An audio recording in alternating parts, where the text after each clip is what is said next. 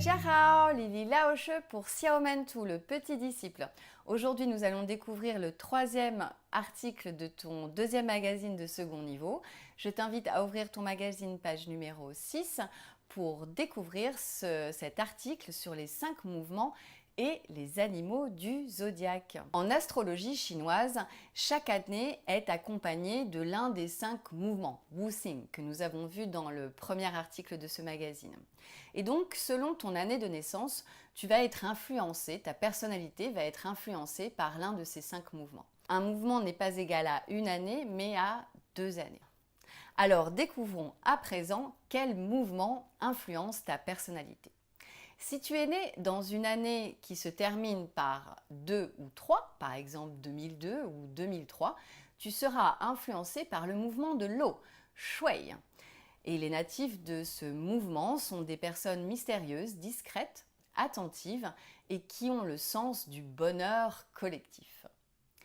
Si ton année de naissance se termine par 4 ou 5, 2004 ou 2005, tu seras influencé par le mouvement du bois, Mu.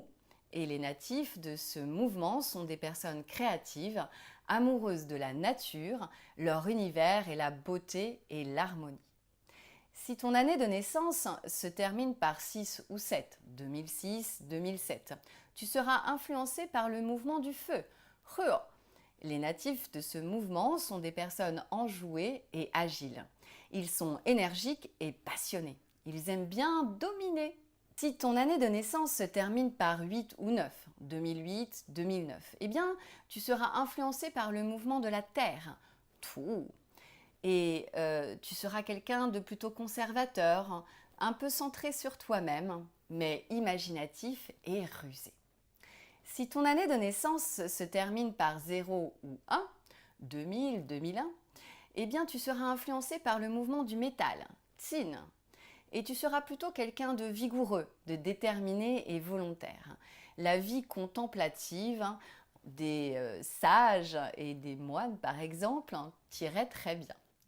J'espère que cet article sur les différents mouvements appliqués au zodiaque et à ton année de naissance t'ont amusé. Tu peux poser tes questions bien évidemment à ton Laoshe ou les poser sous cette vidéo. Vidéo que tu retrouves bien évidemment sur le site d'e-learning du petit disciple écoledechinoisenfant.com ou sur cette chaîne YouTube. À très bientôt, Xiaomentu! 再见!